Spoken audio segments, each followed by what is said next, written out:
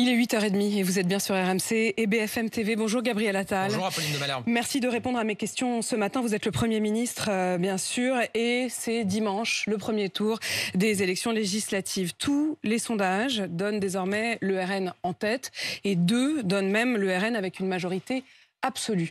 Avant de vous poser un certain nombre de questions, je voudrais que vous écoutiez un témoignage. Il m'a été livré ce matin sur RMC par une auditrice. Elle s'appelle Alexandra.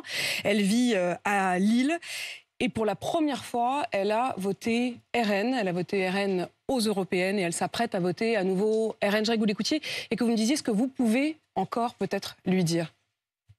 Je me suis fait agresser 2 fois sur le lieu de travail. À un moment donné, on se lève pour aller bosser, on paye des impôts, on paye tout. Et Macron n'est même pas capable de préserver notre sécurité, quoi, quand même. Franchement, ça me fait mal. J'ai toujours été de gauche. Je me reconnais plus dans cette gauche. Et j'ai toujours été... Et là, honnêtement, mais j'en ai presque chialé de voter RN, quoi. Et elle insistait ensuite en disant « J'en ai chialé de voter RN ». Qu'est-ce que vous dites, Alexandra ? Il y a beaucoup de Français qui ont voté pour le Rassemblement national aux élections européennes pour envoyer un message de colère. Et j'ai eu l'occasion de le dire dès le lendemain de ces élections. Ce message, évidemment, qu'il a été entendu. C'est un message qui, notamment, nous demande d'aller beaucoup plus loin sur un certain nombre de sujets. Je pense aux questions de pouvoir d'achat et évidemment à la question de la sécurité. Ce que je dirais à madame, c'est que le Rassemblement national n'apportera aucune solution à ces problèmes. Et on l'a vu à l'occasion des différents débats, on y reviendra peut-être. Dès qu'on lève le voile sur leurs propositions, on voit qu'en réalité, c'est du vent. Sur la question de la sécurité, j'ai eu l'occasion de le dire hier, on a renforcé massivement les moyens des policiers et des gendarmes. Maintenant, ce qu'il faut, c'est un tournant pénal, notamment sur la délinquance des mineurs. J'ai fait des propositions extrêmement claires sur le sujet, très concrètes, qui nécessitent une loi et donc une majorité. C'est pour ça qu'avec les candidats Ensemble pour la République, on se présente pour la faire adopter. Mais précisément, puisque vous parlez à l'instant de la question judiciaire et de la question pénale des mineurs, vous avez encore hier soir répété cette phrase, vous avez dit « tu casses, tu répares, tu salis, tu nettoies, tu défies l'autorité, on t'apprend à la respecter ». Je crois que les Français se retrouvent derrière ce principe. Et vous avez ajouté « je propose de rendre responsables les 2 parents, même s'ils ne vivent plus sous le même toit ». RMC a eu accès cette semaine à une audition tout à fait exceptionnelle dans le bureau du juge pour mineurs à Bobigny. Il s'agissait d'un jeune, Adèle, de 15 ans. Ça n'est pas un récidiviste, hein, c'était la première fois qu'il participait aux émeutes, les émeutes de juillet dernier. C'était la fameuse application de la réforme des mineurs que vous avez mise en place, c'est-à-dire avec un premier volet pour dire oui, vous êtes ou non coupable, et un deuxième volet pour la sanction en elle-même. Et cette sanction, elle est donc tombée cette semaine pour ce jeune. Il avait jeté une bouteille en verre sur la police. Il a été condamné, il était poursuivi, pour jet de projectiles sur agent dépositaire de l'autorité de l'État. Et il a écopé d'un simple avertissement. Le juge a même précisé, ce ne sera pas inscrit sur votre casier judiciaire. La réforme que vous évoquez, elle date d'il y a 3 ou 4 ans, je crois. Et effectivement, elle a permis que maintenant, il y ait une reconnaissance de la culpabilité, un déferrement beaucoup plus rapide. Et une sanction qui arrive 8 ou 9 mois plus tard, après ce qu'on appelle une période de probation pour évaluer si le jeune en question se remet dans le droit chemin ou pas. Moi, ce que je propose très concrètement, c'est de changer ça, notamment en cas de... Mais c'est vous qui l'aviez changé. Enfin, c'est vous, c'est le gouvernement auquel vous apparteniez, du vous n'étiez pas encore Premier ministre. C'était pas, voilà. Moi, mais c'est votre majorité qui a changé ça. Je suis Premier ministre depuis un peu plus de 5 mois. Dès ma déclaration de politique générale, j'ai fixé le principe que vous avez rappelé et j'ai dit que je voulais changer ces règles. Je pense que la réforme que vous évoquez, elle a permis d'accélérer les délais. Maintenant, c'est sur la sanction. En fait, elle a accéléré les délais avec la première comparution, c'est-à-dire le moment où on dit vous êtes coupable. Mais en revanche, la sanction est du coup dans un deuxième temps. Avant, je rappelle que dans plus d'un cas sur 2, un mineur était jugé une fois qu'il était devenu majeur, ce qui n'avait aucun sens. Donc maintenant, ça va plus vite, mais il faut que les sanctions soient plus efficaces. Je propose la mise en place d'une comparution immédiate pour les mineurs. Je propose une atténuation de ce qu'on appelle l'excuse de minorité dans un certain nombre de cas. Je propose qu'on retienne davantage la responsabilité des parents quand il y a manquement à l'obligation parentale. Dans ce cas-là, puisque je viens vraiment sur cet exemple extrêmement concret, seule la mère était présente. Exactement. Et vous savez que quand aujourd'hui des parents sont convoqués devant le juge des enfants et qu'ils ne s'y rendent pas, il n'y a pas de sanction. Donc moi, dans mes propositions, il y a le fait qu'il y ait désormais une amende. Dans ces cas-là, on n'a pas tellement intérêt à accompagner son enfant. On préfère qu'il n'y ait pas de sanction, quoi. Il n'y a pas de sanction pour les parents qui ne se rendent pas à l'audience. Et moi, ce que je propose, c'est que désormais, les parents, s'ils ne se présentent pas, soient sanctionnés financièrement. Mais alors, est-ce que ça veut dire que dans le cas d'Adèle dont je parlais à l'instant, le père n'étant pas présent physiquement à l'audience, il serait demain, avec vous, sanctionné? Oui, et par ailleurs, ce que je propose également, c'est qu'il y ait des courtes peines d'isolement dès les premiers faits de délinquance. Parce que parfois, c'est vrai qu'on voit qu'on a tendance à attendre que la situation s'aggrave, que les actes soient graves pour prendre une sanction. Mais en réalité, c'est dès le début qu'il faut le faire. Y compris d'ailleurs à l'école. C'est pour ça que je fais des propositions sur l'école. C'est à l'école aussi qu'on doit apprendre les droits et devoirs, le respect des règles, le civisme. Donc sur tous ces sujets-là, il y a des mesures et des propositions qui sont très concrètes sur la composition pénale. Il y a beaucoup de Français qui me parlent des difficultés qu'ils ont avec les rodéos urbains. Un jeune qui fait du bruit avec son... Ça fait 7 ans que vous êtes là. On en entend parler des rodéos urbains. J'entends parfaitement, Pauline de Malherbe. Quand vous êtes arrivé, ils existaient déjà. Il y a des choses qui ont été engagées. Moi, je suis Premier ministre depuis un peu plus de 5 mois. Dans toutes les fonctions qui ont été les miennes, notamment à l'éducation nationale auparavant, j'ai montré que je prenais des mesures extrêmement claires, je crois efficaces, sur un certain nombre de sujets de laïcité à l'école, sur les sanctions à l'école. J'ai fixé ce principe dès ma nomination. J'ai travaillé depuis 2 mois. J'ai proposé des mesures. Ces mesures, elles sont prêtes sur la composition pénale. En fait, vous dites aux Français, donnez-moi un peu plus de temps. Désormais, sans juge, on pourra saisir, par exemple, la moto dans un rodéo urbain sur simple signalement. En fait, vous avez juste besoin de temps, c'est ça ce que vous nous dites? Ce que je dis, moi, c'est que ça fait un peu moins de 6 mois que je suis là, que j'ai identifié un certain nombre de problèmes auxquels je veux répondre, que j'ai lancé un certain nombre de chantiers, que les mesures, elles sont claires, qu'elles sont prêtes, elles sont dans notre programme. Pour les appliquer, il faut une majorité. Pour qu'on ait une majorité, il faut que les candidats, ensemble pour la République, soient élus dans votre circonscription. Vous l'avez dit à Emmanuel Macron, ça? Quoi donc? Pourquoi vous ne m'avez pas laissé plus de temps? Non, vous savez, moi, je ne regarde pas en arrière, j'essaye de regarder devant. Une fois qu'une décision est prise, que des élections sont organisées, je me bats parce que ce n'est pas uniquement d'ailleurs la question de moi, c'est la question des Français. Et on voit bien que dans les projets qui sont présentés en face, d'abord, je le crois, c'est des projets et des lignes politiques qui attiseraient beaucoup les tensions. On a une société qui est quelque part une cocotte minute. Il la ferait exploser, les extrêmes. Moi, je veux apaiser, je veux essayer de rassembler, je veux essayer d'unir. C'est vrai pour le Rassemblement national. On a vu, encore une fois, hier soir sur votre antenne, les propos absolument insupportables. D'un député sortant, RN, vous faites référence aux propos de Roger Chardreau, qui, effectivement, s'est exprimé sur la question de la binationalité, estimant qu'on ne pouvait pas être ministre si on avait une double nationalité. Et il faisait référence notamment à votre prédécesseur à l'éducation nationale, Najat Vallaud-Belkacem. Pas seulement, je crois qu'il a fait référence aussi à Rachida Dati, à Manuel Valls. Monsieur Chudeau, il est député, mais ce n'est pas simplement un député. Il est présenté par le Rassemblement. Il demande des ministres, je précise même les mots, parce que les mots qu'il a utilisés, c'est des ministres franco-français. Exactement. Et ce monsieur Chudeau, il n'est pas seulement député, il est présenté régulièrement par le Rassemblement national comme leur futur ministre de l'Éducation nationale s'il venait à gagner ces élections. Monsieur Chudeau, donc, dit que quand on est un Français binational, c'est-à-dire que pour des raisons d'histoire familiale, d'histoire personnelle, on a une deuxième nationalité en plus de la nationalité française, on n'est pas digne de confiance pour occuper des postes à responsabilité.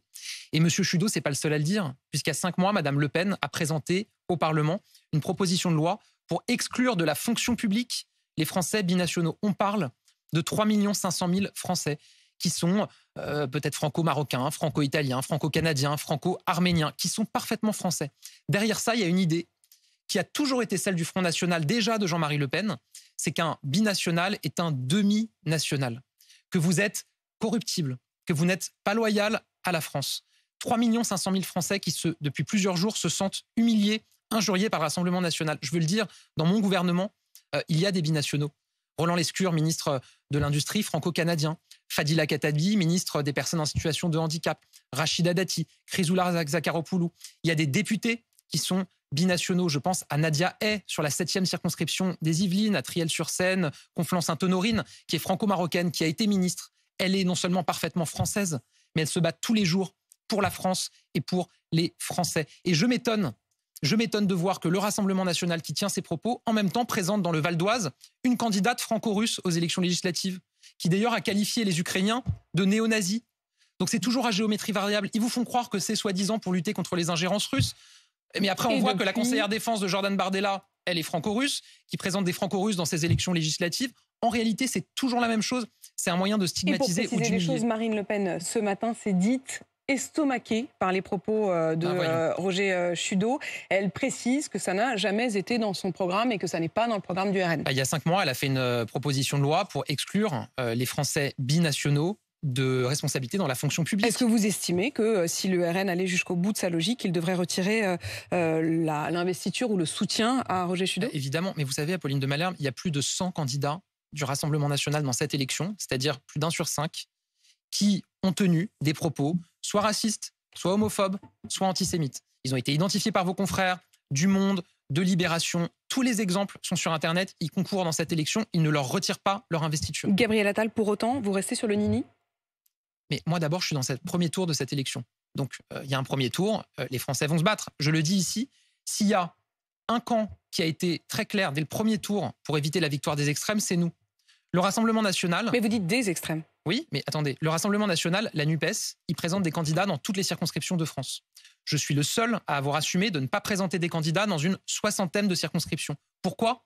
Précisément parce que je savais que dans cette circonscription, le fait qu'on présente un candidat risquait de faire gagner l'extrême droite ou la France insoumise. C'est aussi, et on l'a vu, qu'il y avait des candidats d'abord, des endroits où vous aviez plus de mal à trouver des candidats, et où de toute façon vous saviez qu'ils ne marcheraient pas, qu'ils ne gagneraient pas. Mais justement, Pauline de Malherbe, c'est parce qu'on savait qu'on ne pouvait pas gagner et que ça risquait de faire gagner les extrêmes. Donc dans toutes les autres circonscriptions, c'est-à-dire 500 circonscriptions où on a des candidats ensemble pour la République, s'ils sont là, c'est parce que c'est les mieux placés pour battre les extrêmes. Mais il y a un certain nombre d'engagés dans votre camp qui disent ni, et ils précisent même ni RN ni LFI. C'est bien ni RN ni LFI, c'est RN et LFI que vous mettez dos à dos, ou c'est RN et Nouveau Front Populaire? Moi d'abord, je me bats contre tous ceux qui carburent à la haine, à la stigmatisation et aux divisions. Ensuite, je me bats dans un premier tour. Et je dis aux Français, parce que moi, tous les Français, enfin beaucoup de Français, quand je me déplace, m'interrogent et me disent, mais qu'est-ce que je fais si je me retrouve avec le RN contre la France insoumise? Ils vous posent la question, vous leur dites quoi? Je leur réponds qu'il y a un moyen de l'empêcher. C'est d'avoir un candidat ensemble pour la République au deuxième tour, qui permet d'éviter cette tenaille entre deux partis qui veulent vous matraquer fiscalement, deux partis qui, de manière différente, carburent à une forme de stigmatisation et ont des propos, pour certains, qui sont particulièrement ambigus sur des questions majeures. Maintenant, je vais vous le dire, moi je sais où sont mes valeurs, je prendrai toujours mes responsabilités. Elles sont où vos valeurs? Mais moi je veux évidemment éviter que les extrêmes, et notamment l'extrême droite, puissent gagner ces élections. Mais vous entendez bien ce que vous dites, Gabriel Attal. Vous dites les extrêmes et ensuite vous dites et notamment l'extrême droite. Mais ça veut dire qu'au fond, vous ne voulez ni l'un ni l'autre. Parce que ce que je dis, c'est que si on veut que l'extrême droite ne gagne pas ces élections, c'est pas avec l'extrême gauche de Jean-Luc Mélenchon qu'on y arrivera. On discute avec les Français, vous le faites aussi, vous avez des auditeurs. Les Français veulent pas de Jean-Luc Mélenchon Premier ministre. Le problème... Et je précise d'ailleurs qu'Alexandra, qui un peu plus tard dans ce témoignage, disait qu'elle avait toujours voté pour la gauche, qu'elle allait même à des meetings de Jean-Luc Mélenchon, qu'elle avait été le rencontrer personnellement à la fête de l'UMA, et elle disait aujourd'hui, il me fait honte, je ne peux plus voter pour lui. Oui, et donc ce qui s'est passé, c'est que les partis de gauche modérés, en s'alliant avec Jean-Luc Mélenchon, alors qu'ils ont expliqué pendant toute la campagne des Européennes, la main sur le cœur, qu'ils ne s'allieraient plus avec Jean-Luc Mélenchon, la réalité, c'est qu'ils ont ruiné leur possibilité de victoire. Parce que les Français ne veulent pas de Jean-Luc Mélenchon Premier ministre. Et donc, la seule manière d'éviter le Rassemblement national majoritaire, Jordan Bardella à Matignon, un matraquage fiscal sur les Français qui bossent, un projet de division, de stigmatisation des Français qui ont une double nationalité, c'est de voter pour les candidats Ensemble pour la République. Que feriez-vous différemment? Vous avez encore hier, tout d'un coup, promis des référendums, je cite, sur des grandes questions. Ouais. Mais ça fait 7 ans qu'Emmanuel Macron nous dit qu'il va faire des référendums. Pourquoi vous en feriez maintenant et vous n'en avez pas fait depuis 7 ans? Dans la Constitution, le Premier ministre a la possibilité de proposer des référendums au président de la République. Et j'ai dit, effectivement, qu'en tant que Premier ministre, encore une fois, ça fait 5 mois que je suis Premier ministre, je le proposerai parce que moi, j'ai vu les élections européennes. Mais on est bien d'accord, c'est quand même lui qui valide. De toute façon, moi, je respecte la Constitution. Contrairement à Mme Le Pen et à M. Bardella. Pourquoi est-ce que Emmanuel Macron, qui depuis 7 ans promet régulièrement des référendums sans le faire, au fond, il va faire la même chose avec vous, il va vous promettre vos référendums, mais il ne le fera pas? Je pense que les élections européennes, le résultat ont été une forme de tournant. Les Français nous ont dit quelque chose dans ces élections. Dit quelque chose sur le fond, je le disais tout à l'heure, aller plus loin sur le pouvoir d'achat, sur la sécurité. J'ai parlé de la sécurité. C'est pour ça que sur le pouvoir d'achat, je propose un certain nombre de mesures, que les retraites de nos retraités soient systématiquement indexées sur l'inflation, que la facture d'électricité baisse de 15% l'hiver prochain, que les salaires des Français qui sont au-dessus du SMIC puissent augmenter plus facilement en allégeant les charges de leurs patrons. Tout ça, c'est clair, c'est financé, c'est net. Ensuite, il y a eu aussi un message dans ces élections sur la méthode, évidemment. Des Français qui disent on veut être davantage associés. On a fait un certain nombre de choses avec des conventions citoyennes. Moi, je pense que le référendum, c'est une pratique qui serait saine. Et vous dites sur des grandes questions. C'est quoi les grandes questions? Justement, je pense que précisément, si on veut vraiment donner la parole associée, c'est peut-être pas à moi, là, tout de suite, d'arrêter quelles sont les questions. Je pense qu'avec les partenaires sociaux, et je vais vous dire, même avec les partis de l'opposition, s'il y a des sujets sur lesquels les partis de l'opposition sont favorables et que nous, on est plutôt défavorables, moi, ça ne me choquerait pas qu'on les fasse trancher par les Français à l'occasion de référendums. Mais tout ça, ça se construit.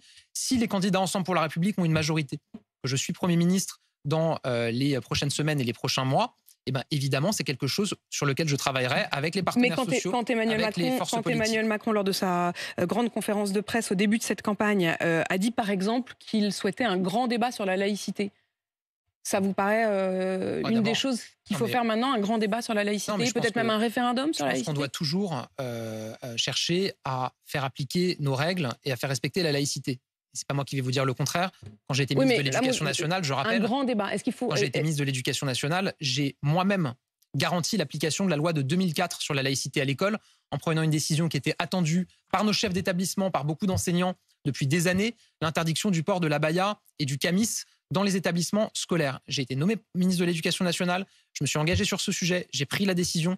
Aujourd'hui, il n'y a plus d'abaya dans nos établissements scolaires. Donc oui, faire respecter la laïcité, c'est essentiel. Et si on veut réussir à le faire, il faut évidemment associer l'ensemble des acteurs, ne serait-ce que pour qu'ils fassent remonter les atteintes à la laïcité et pour qu'on trouve tous ensemble des solutions. Gabriel Attal, vous êtes Premier ministre, vous parliez à l'instant de la question du respect des institutions. Qui est aujourd'hui le chef des armées? C'est vous ou c'est le président de la République? C'est le président de la République, c'est la Constitution, c'est la manière dont le général de Gaulle l'a toujours dit et présenté. Le Premier ministre, il est responsable de la défense nationale. Ce n'est pas pareil. Ça veut dire quoi, responsable de la défense nationale? Ça veut dire que le Premier ministre, et c'est ma responsabilité depuis près de 6 mois maintenant, doit s'assurer que tous nos outils de défense sont toujours opérationnels. En termes d'entretien, en termes de présence sur le sol national. Ça, c'est ma responsabilité de Premier ministre, tous les jours. Mais le chef des armées, c'est le chef de l'État. Donc le chef des armées, pour vous, ce titre n'est pas qu'honorifique, comme le dit Marine Le Pen à propos de ce titre pour Emmanuel Macron. C'est grave ce qu'a fait Marine Le Pen, parce que, vous savez, il y a beaucoup de choses qui ne fonctionnent pas ou fonctionnent mal dans nos institutions. Mais enfin, s'il y a une chose qui fonctionne, c'est la chaîne de commandement. Elle est très claire. Et pourquoi on a intérêt à ce qu'elle fonctionne? Parce que ça envoie un message au monde entier. C'est que si la France est menacée ou la France est attaquée, il n'y aura pas de débat au sommet de l'État, il n'y aura pas de blocage. Évidemment qu'elle se protégera toujours. Ce qu'a fait Marine Le Pen, c'est un tournant grave. Ils ne sont pas élus. Ils considèrent que c'est déjà fait peut-être. Ils se ruent déjà sur le bouton nucléaire. Déjà, ils commencent à dire c'est nous qui allons reprendre toutes les prérogatives du chef de l'État qui ne sera plus chef des armées. Vous vous rendez compte le message qui est envoyé au monde?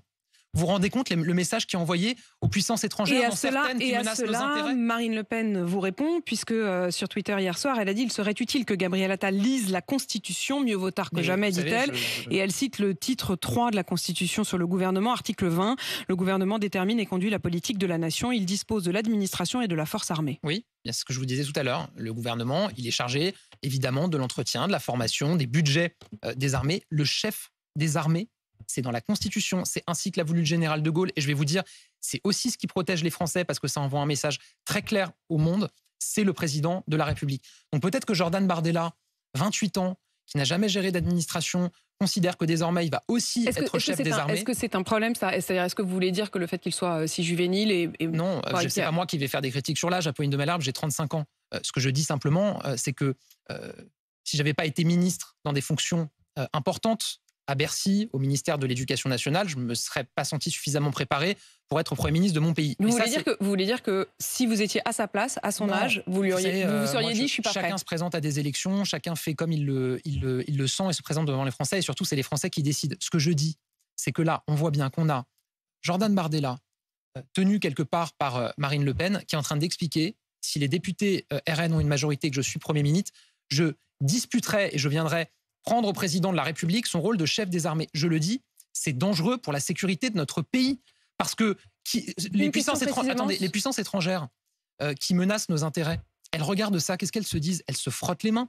Elles se disent, vous imaginez, si jamais on atteint aux intérêts de la France, regardez, ça va être le boxon au sommet de l'État, ils ne seront pas d'accord entre eux, et donc on aura une forme de brèche dans laquelle on pourra s'engouffrer.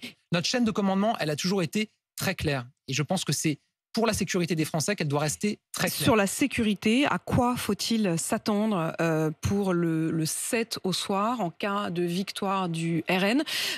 Certains, et notamment les renseignements généraux, territoriaux, disent qu'ils redoutent d'éventuelles émeutes. Qui tiendra les comptes? Qui s'occupera d'envoyer la police sur le terrain? Qui sera en charge le 7 au soir, le 8 dans la journée? D'abord, je me bats dans cette campagne pour que les candidats Ensemble pour la République puissent gagner. Ensuite, il y a un gouvernement gouvernement qui est au Vous travail. resterez le temps qu'il faudra, c'est-à-dire même si vous n'avez pas la majorité, vous seriez prêt à rester le temps qu'il faut pour que l'ordre soit rétabli? Je ne suis pas là pour faire des hypothèses, pour dire ce qui se passera, etc. Je me bats dans ces élections. Et donc je le dis ici, évidemment, on se bat tous les jours et on travaille tous les jours pour la sécurité des Français. Évidemment, on le fera toujours. Maintenant, je le redis ici, le Rassemblement national a, je le disais tout à l'heure, des candidats qui tiennent des propos haineux et violents. On le voit depuis plusieurs jours. Il y a aussi malheureusement des gens dans notre pays qui ont des pulsions de haine, d'agressivité, qui se libèrent quelque part avec la perspective de l'arrivée du RN. On a vu il y a quelques jours, quelques semaines, le fils d'un cadre du Front National. Le soir des élections européennes. Voilà, qui a été interpellé pour agression homophobe. Et qui, condamné d'ailleurs depuis. Voilà, et qui, quand il a été interrogé, a dit vivement dans 3 semaines, sous-entendu après les législatives, on pourra casser du PD comme on veut. Voilà ce que c'est. On a vu chez vos confrères de France 2 une femme aide-soignante victime de racisme par des personnes sympathisantes ou adhérentes, je ne sais plus, du RN. Donc la réalité, c'est qu'il libère quelque part aussi. Je vous repose la question de qui tiendrait le pays. Gérald Darmanin, lui, a dit qu'il ne souhaitait pas rester au gouvernement s'il est élu et qu'il préférerait siéger à l'Assemblée.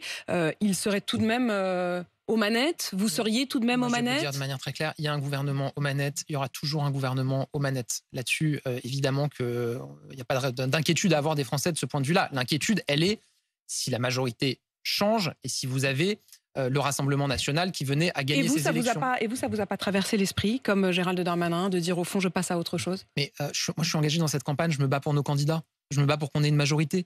Encore une fois, parce que je vois les projets de matraquage fiscal, et je le dis aux Français, ne vous faites pas avoir. Vous ne faites pas avoir par la NUPES qui veut remettre des charges sur les heures supplémentaires alors qu'il y a un salarié sur 2 qui travaille, qui veut augmenter la CSG sur nos retraités et sur ceux qui travaillent. Vous ne faites pas avoir par le Rassemblement national qui explique qu'ils vont supprimer les impôts jusqu'à 30 ans, vous permettre de ne plus travailler à partir de 60 et donc entre les deux concentrer toute la pression fiscale sur les Français qui ont entre 30 et 60 ans et qui travaillent. Vous ne faites pas avoir par le Rassemblement national qui dit on va baisser tous les taux de TVA alors que partout où ça a été fait, y compris dans notre pays. Mais encore une fois, vous êtes sur des questions fiscales, de sérieux budgétaire. Et on l'a entendu avec Alexandra, mais avec beaucoup d'autres témoignages, c'est pas sur cette question-là. Parce qu'on a abordé les questions de sécurité tout à l'heure, que j'ai par ailleurs abordé les questions de valeurs qui sont majeures aussi. Mais j'aborde aussi les questions de pouvoir d'achat parce que les Français, évidemment, qui sont attentifs et attachés aussi à ces sujets-là. Et que la réalité, c'est que ce soit le Rassemblement national ou la NUPES, c'est un projet de matraquage fiscal assumé dans l'un des 2 cas, masqué pour l'autre, mais qui serait forcé par des mesures de dépenses massives. Merci Gabriel Attal d'être venu répondre à mes questions ce matin. Vous êtes effectivement, au moment où on se parle, le Premier ministre.